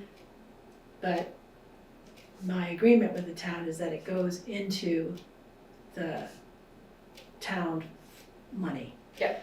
And right now, it hasn't been moved yet, but there's $43,858 and change that's gonna go into that line. Into delinquent tax? Into delinquent tax, So delinquent increase our tax penalty as income. It'll increase our revenue. It'll Right, increase the so revenue. instead of 30,000, it's gonna be 100-ish. Yeah. So my question is, is that 100 possibly going to be, if we were to have a revenue shortfall of $100,000 this year because of I the. can't answer that question. I know that. If we were going to have a revenue shortfall, would that help alleviate some of the revenue shortfall? That income? My guess would be yes. Okay. Yes. It doesn't have to be applied to something specific. It just is That's our correct. general income. That's my question. Okay. Well, it is being applied to something specific. Code line, Yeah. but it's not it doesn't have to be allocated to some specific other code line. Expense, you mean? The expense, yeah. Right. Yeah. And state funds, we're just gonna look at a little bit less than we've been getting. State funds? 6% less, 5.5% less. Where are you? Under Oh, state down like funds. two-thirds of the way down? Yeah. 0.3225 state funds. It's just coming in lower than we projected, and we've probably seen everything we're gonna get, right? That's my guess. Yep. Because it's getting late in the year. Mm-hmm. So I'm not sure. That was kind of it in terms of my big questions. Did you have? I was just going through this briefly this morning, and I'm looking at dog licenses. You know, dog licenses are due by April 1st. Yes. So, and I checked in with Uriel today, and he said about 40% of the dogs have been renewed. So we still have about 60% of the people that need to come in. So that number will go up.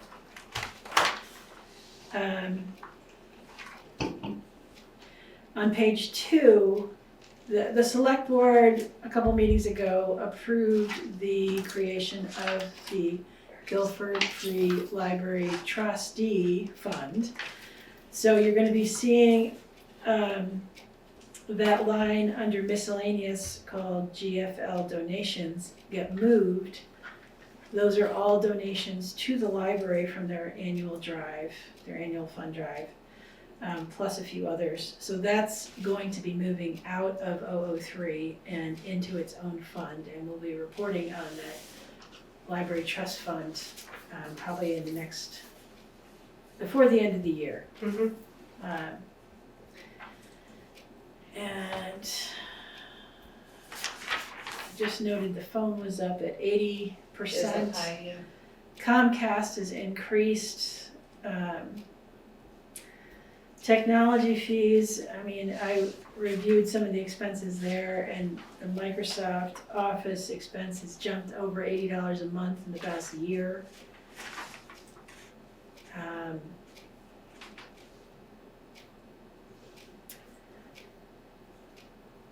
If you look on page 5, under Guilford Free Library, the only two line items that are going to remain in the 003 fund are the first two, the library wages and the books and services. All the grant funding that goes through the town will go into the new trustees fund. Which is cleaner. Yeah.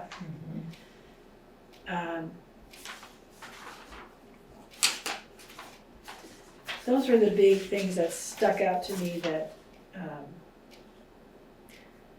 and I guess under Pound Keeper, both Animal Control Officer and Humane Societies, they went up this year. Again, this budget was created, as we've been saying, back in 2024. Yeah. So. Is there anything that you think you see on the horizon that could throw the expenses way over that we wouldn't be able to see here? Heating oil. Okay. Yes. Like we know salt is gonna be over, right? Yeah, Jimmy right. just said that. Fuel for the trucks. Okay. I mean, diesel went up over $4 yesterday. Any paving is just gonna go through the roof because it's all a petroleum product. So right now, we're talking about the highway 009 budget. Yeah. And what we agreed earlier was Jimmy's gonna work with us on that. Yeah. Because But anything like on 03, like is there any maintenance that you have that is coming up that maybe isn't, that could throw a line over or anything like that? Erica could probably address that better than me, just thinking of, asset management. And it could, the answer could be no. I'm just asking. Generally, it would fall into the asset management program. I think there's not the operating budget itself, because there's limits. Like if operating costs are a certain amount, and the asset management is anything over. Yeah, no, I understand that, but like I'm seeing like building repairs, right? There are some Could minor there be building something repairs that could, that's all, Yeah. Does it need to be an asset? Yeah. There's certainly some building maintenance that could happen at both the highway building and this town building.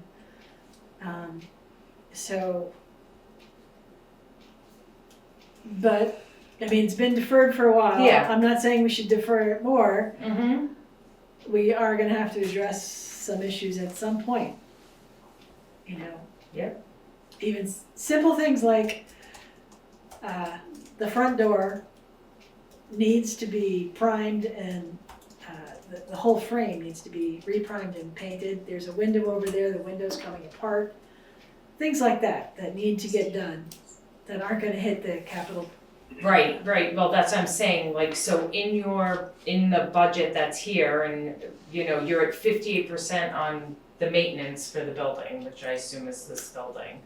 Like, is there room to do that, or are you seeing that there's gonna be expenses that are coming up that you budgeted for that are gonna take up the rest of that money? It could take up the rest of the Yeah, money. We'd have to okay. push it off into fiscal year 27. Okay. I think that's part of just trying to look at the budget every month.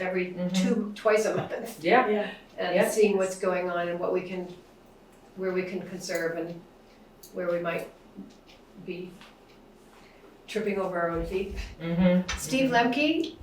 Yeah, I just want to start banging this drum right now from the Wyndham Regional Commission side. There are little or no funds being allocated now for major disasters. FEMA's funds have been cut, and places like Londonderry and other places that have been flooded 2 or 3 times over the last 5 years are now getting almost no funding. So the biggest issue that comes up that this town is not able to weather right now is not the front door, but when the front door doesn't exist because the building is gone. So the bottom line on it is at some point down the road, I think we need to have a serious discussion about how well the town is positioned to stand on its own in the event of a major disaster. And that's a long-term look, but it's something that we should probably start. Thank you, Steve. Agreed. You're absolutely Yeah. right. Agreed, yeah. Like an emergency. Okay, well, thank you, Ellie. Yeah. Thank you, Ally. Thank you, Ellen. Eric, I just want to say that one of the things we learned from the people here tonight is that either they're not on the internet, or they don't like Front Porch Forum, or they don't do Front Porch Forum. And I was thinking about Uriel trying to get people's attention for the dog licenses. I don't know what he's going to do it, but Uriel sent a postcard to every dog owner. My God, he's good. yes, It's amazing. to every I think they did that last year and it worked well. And people will come in with their postcards. It's great. Awesome. And it's such an affordable way to communicate.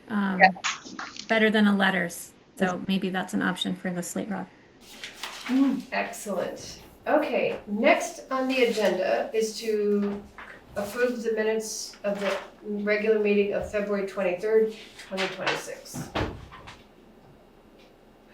Anybody want to make that motion? I'll make the motion to Thank you. approve the minutes. I'll second. February 23rd. Any comments, any discussion? I just want to say that Lorena worked so hard last week at the elections. I was so impressed that she got the minutes out too. It was amazing. Are those the ones that are on the table that need to be signed? Yeah, thank you. Okay, all in favor? Sorry, Chip? You're muted. Aye. Thank you. Tara? Aye. Mike? Aye. Kim? I'm not Abstain? gonna Sheila? vote. Aye. Thank you. Abstain. Okay, we have a couple of things to mention under other business. Eric and I realized this last week that we need to do a deep dive into our social media and email policy, because it's been 7 years since it was reviewed, and it is clearly out of date.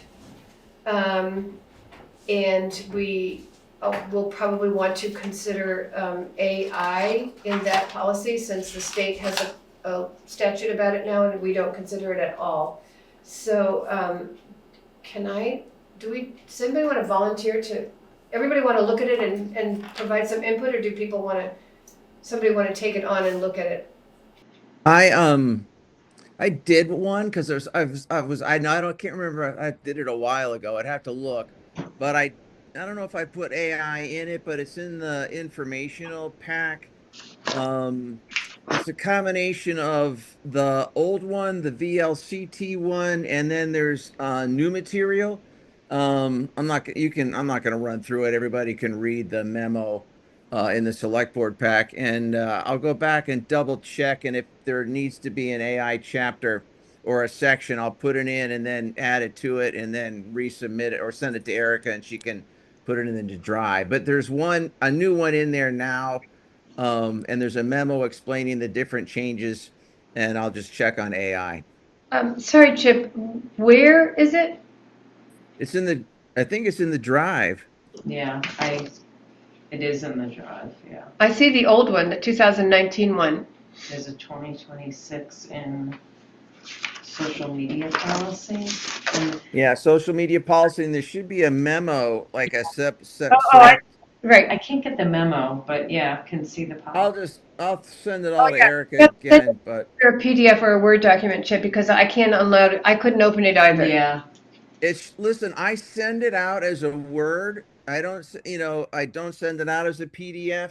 What does that look like? So it somehow ends up as a PDF, but there are times when you have to if you're looking at resource material, but it's everybody there should be able to open up a PDF or a Word. So you're right. What it is, it's in Pages, Chip. Yeah. No, I didn't submit it, is what I'm trying to tell you. I sent it in to be submitted. So it was either a PDF or a Word doc on the memo and a PDF or a Word doc on the actual updated 2026 policy. But what we can do is I'll look at the AI, add it. I can't remember if I put it in or not. I doubt I did. I'll put an AI in and resubmit it. But I don't resubmit it. I'll send it to Erica, who does a great job, and she can redo the memo. I'll send her the memo, the change. It's a memo change, and that outlines what the new policy is versus the old and how it differs from the VLCT model. and then I'll put the actual policy in. Everybody can read it. So I found Town of Guilford, Vermont social media. Yeah, we don't have to go into it this evening, I don't think. I want to say that it's there. Thank you. Yeah. And we should all look at it and be prepared to discuss it at the next or. And I'll Yeah, make sure let it's me- not in pages. Yeah, Yeah. thank you.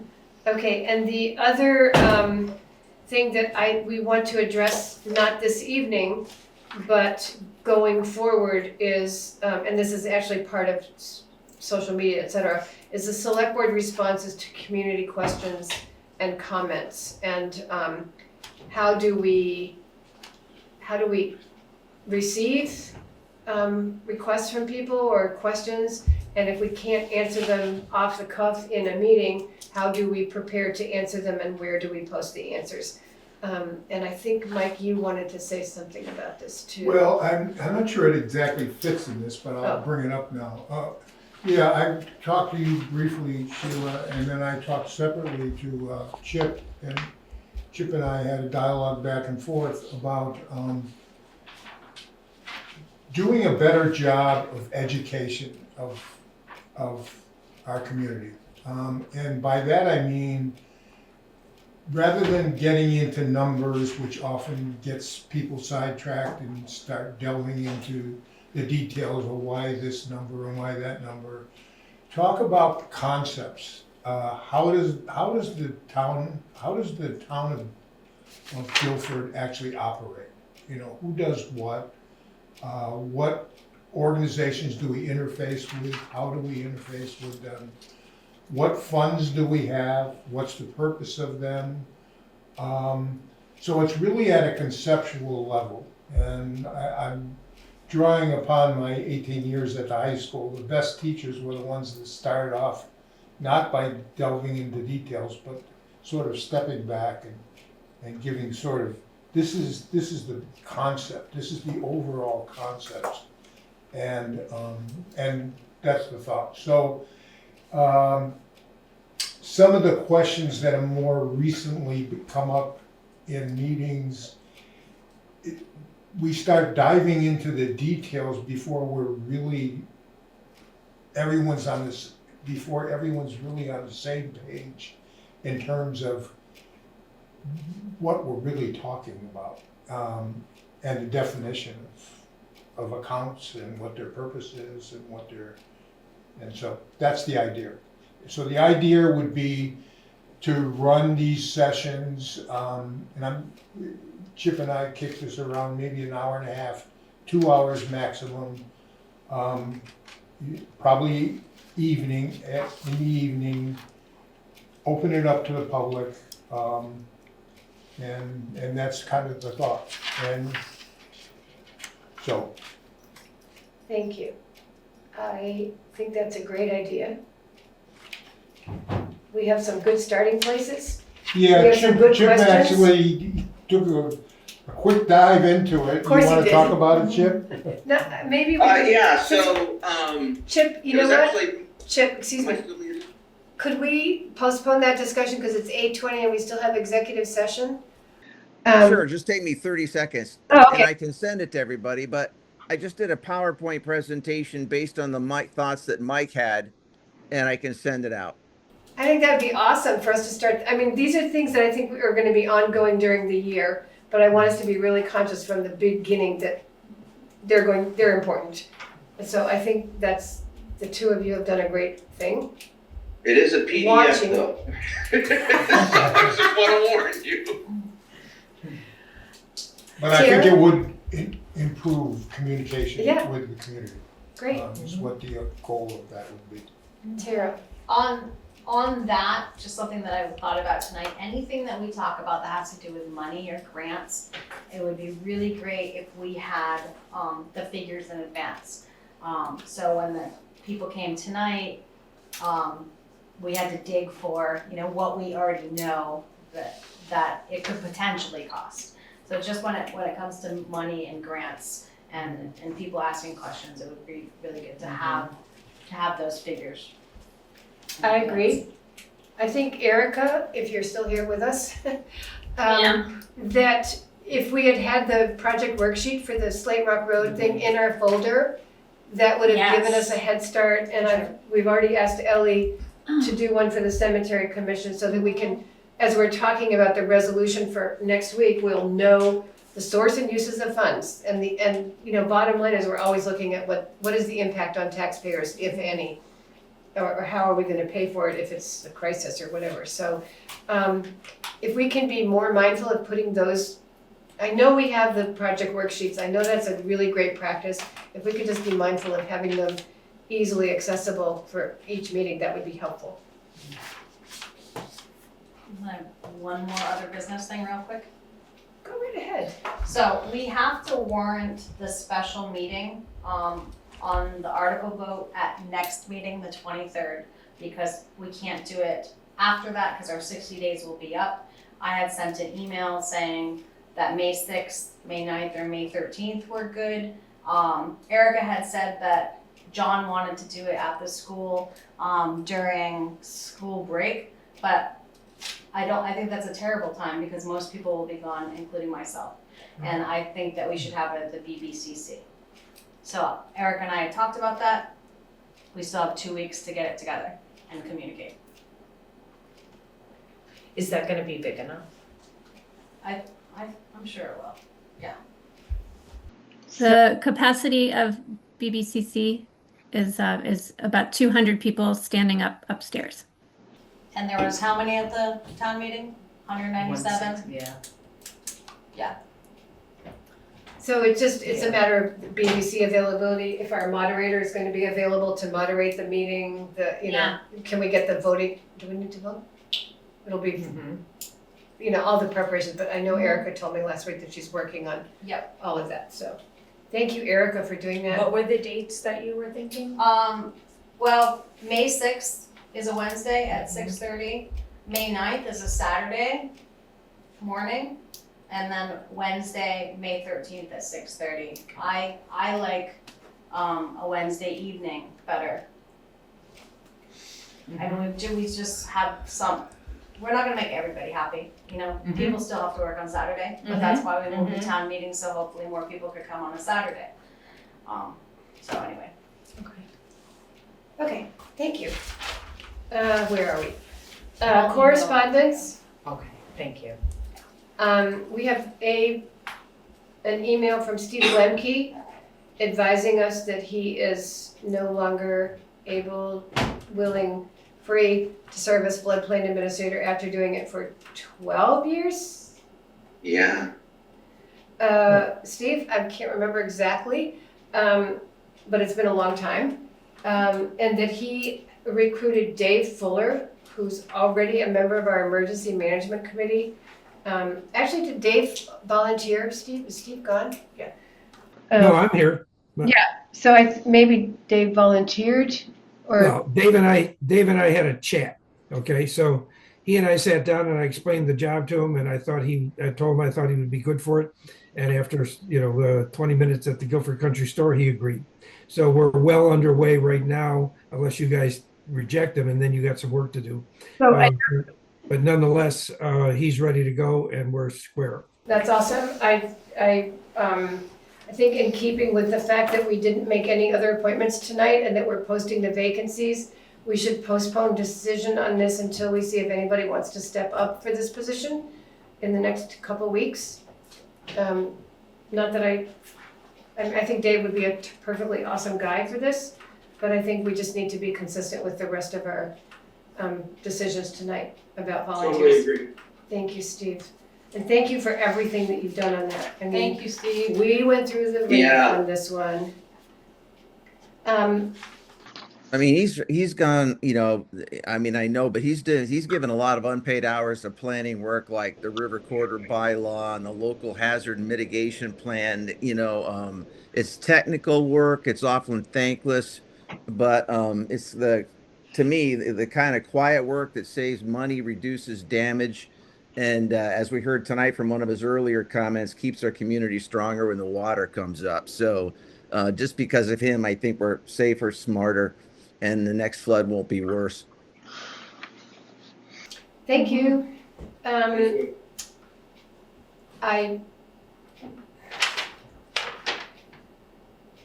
The next item on the agenda is I move we enter executive, do we have to first cancel?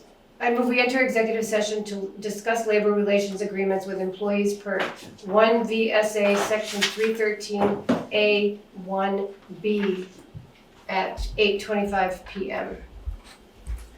I'll second. And I will have to put everyone in the waiting room, except for Chip. To vote to enter executive session at now 8:28 p.m. and invite Ellie and Erica to join us. So that, I so move. Second. Sorry. Kim seconded. Chip?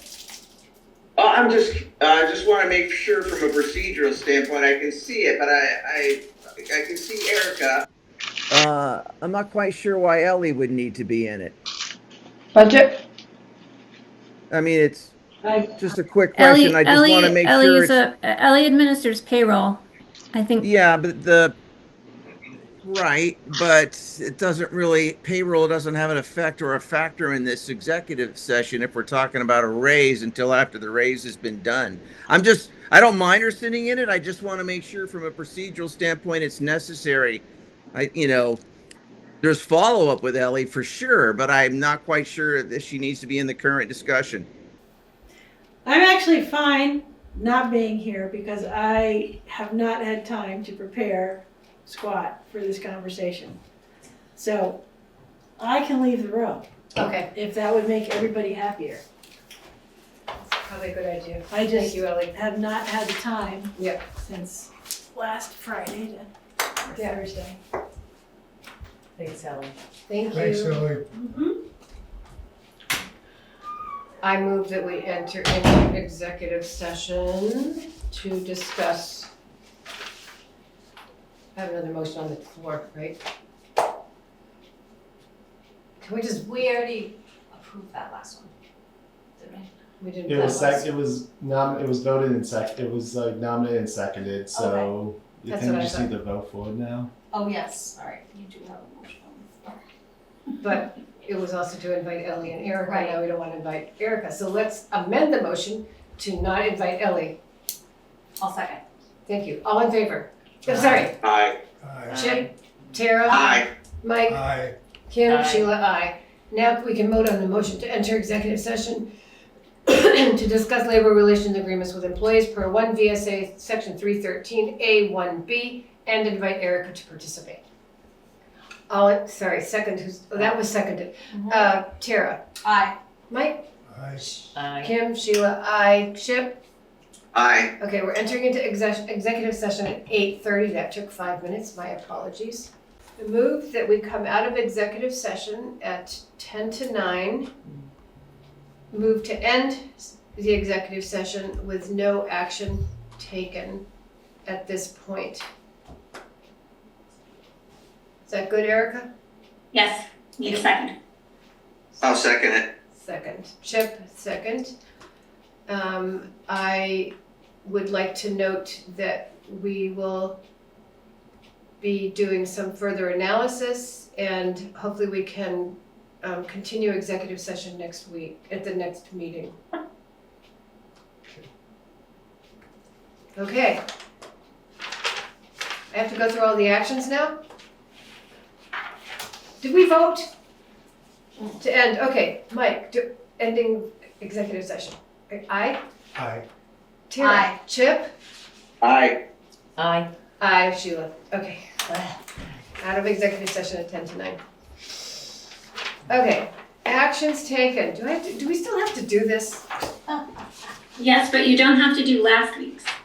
Okay, we elected the chair and a vice chair. We approved amendments to the professional audit of 2050. Let me start that one again. We approved amendments to the professional audit fiscal year 27 engagement letter and authorized Erica to sign based on incorporating those amendments. We approved the quote, we accepted the quote for the Blanchard Cemetery tree removal. We authorized annual transfers of approved budgets amounts to the Conservation, Cemetery, Recreation, and Planning Commissions. We approved both the Brattleboro Reformer and the Commons as newspapers of record. We approved Chip and Kim as members, select board members authorized to review and approve payments on an extraordinary basis. That was the highlight. Ta-da, we approved the warrants. We approved the minutes of the meeting of February 23rd, 2026. We thank Steve Lemke for his work, and we agreed to work on social media policy and community outreach. Is there a motion to adjourn this meeting? I'll make the motion to I'll adjourn. Mike seconded. Mike seconded. So let me ask if you're in favor, Chip. Aye. Tara? Aye. Mike? Aye. Kim? Aye. Sheila? Aye. Thank you, everybody. Don't leave. We're gonna sign.